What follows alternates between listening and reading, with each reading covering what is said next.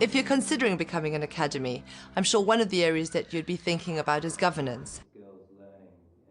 I think the fact as an academy you can have a smaller governing body is helpful. It's easier to make decisions. It means that committees, etc., are reliant on a smaller group of people. Local authorities don't have to be consulted about anything virtually as an academy, so the governors are in charge, and with the management team of the school, they can make decisions as and when they wish to make them. That's basically the difference. You don't need a vast array of governors. You don't need 20 or 25 people, many of whom might have very different views about how the school should be run, or might have a political axe to grind. I believe the new academies will be able to use their present governing body to take the place of sponsors. And I think this will just mean that the existing governing body will continue to govern the school, but with slightly more autonomy.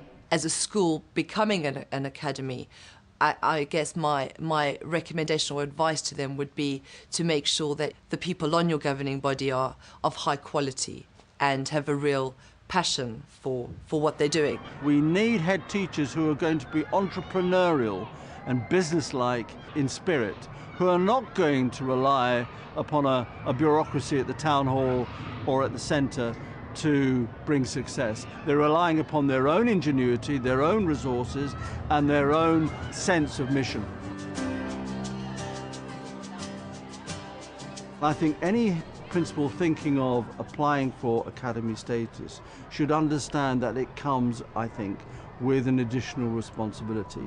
The responsibility of supporting other schools which are less effective. I think a school setting up as an academy and moving from a local authority, there is the real danger that they would feel isolated. There is tremendous value in the learning that takes place between schools and having the opportunities to network and to partner with other schools. That's not to say that those relationships can't be fostered and established under another guise, but I think it needs to be something that a head sets out to do quite deliberately and proactively.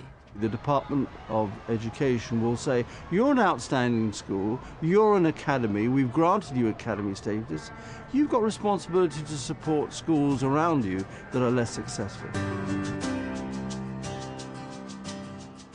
Any head teacher considering becoming an academy, if they think they're able to be independent and autonomous and think they've got the strength within their governing body and the strength within their SLT to manage independently, I think go for it. I think if you're going to become an academy, just take your time, spend a couple of terms or a year getting ready and visiting lots of other academies and finding out exactly what's involved. There's the SSAT Trust, they provide advice, the government provide advice as well. So find out everything you need to do in place first and get your systems in place and make sure people are on board and you've got the structure ready before you go. And that's what I would do. It's an absolute no-brainer. What are the advantages of remaining where you are at the moment? I can't see them.